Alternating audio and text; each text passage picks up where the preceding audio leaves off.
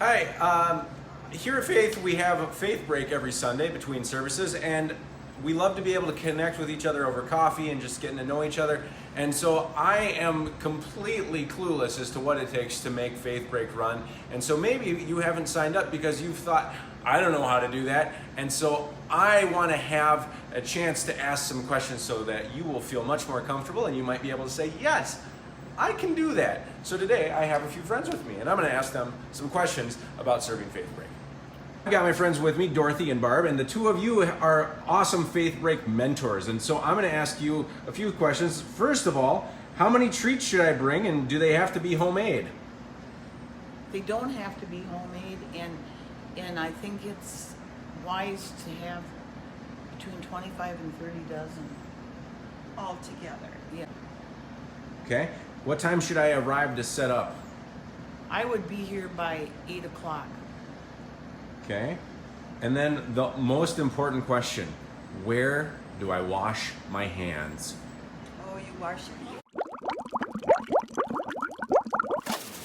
All right, so if I'm going to be actually handling food prep, where are the gloves that I would wear in order to be able to do that? We're on a journey in the kitchen. Down in this cupboard, there's some in. But we should wear gloves when we're handling food, Okay, like putting cookies on a tray or bars on a tray or. that's a great question. Great segue. Where are the trays? The trays are back here.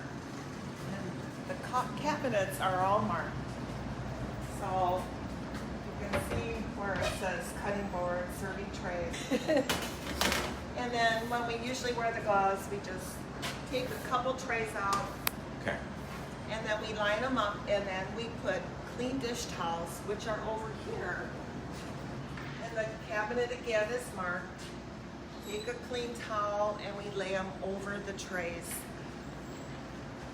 Because these are all processed before church, and then we line them up at the head of the big window so that The pots are always hanging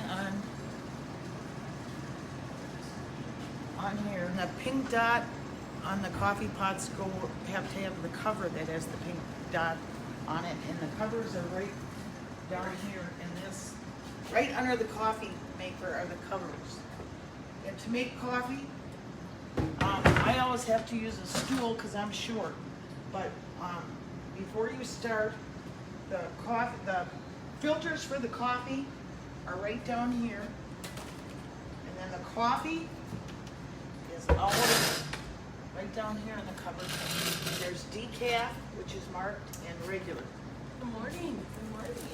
So here's regular, and then there's decaf. And they usually make one pot of each. Take the basket out, and this basket is gonna be hot. So I like to usually have a pair of hot pad holders over here. And you take these two and put them out like this. Put a filter in, and then make sure these go back to hold that filter in. Same on this side, need to make. Then you just put this basket back in.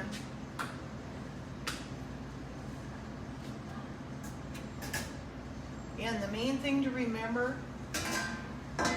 very important, is this wand is where the water comes out to make the coffee. So you always want to make sure this wand is over one of these. Fit that in there, and now it's ready to go, but I'm not going to press it because there's already coffee in there. But the button to start it, it says brew button. So you press the brew button, but before you do that, always make sure that if you're making a full pot, it's on full. And you can also make a half a pot. Then you watch in this tube, and when it starts to get up a ways, you can start pouring. And then this is the hot water in the middle for if people want tea. So just leave the coffee maker on. This is the dial to turn it on and off. Just leave that on. When should I put out the lemonade and the treats? How do you anticipate the end of service? Go on the last hymn when it starts. You'll come and you'll start filling pots. Lemonade should always be down here. Now Okay. this is just about gone. So if they're empty and there is no more lemonade in here, marked lemonade.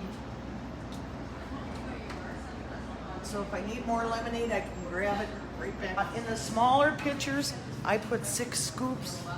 In these large, this is our largest pitcher, I put 8 scoops. Okay, cabinets are not marked, but don't worry about it, just look. The basket's right here. If you have a specific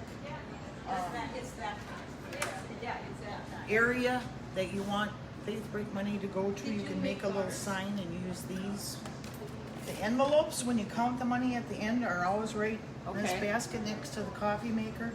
But we just make sure the money gets in the envelope and gets in the deposit slot by the office. Probably 10:30 it starts to wind down and you can start, but plan on being here till 11. The coffee crafts never go in soapy water. You just rinse them in hot water and then turn them upside down in the dish strainer for a little while and then hang them back up.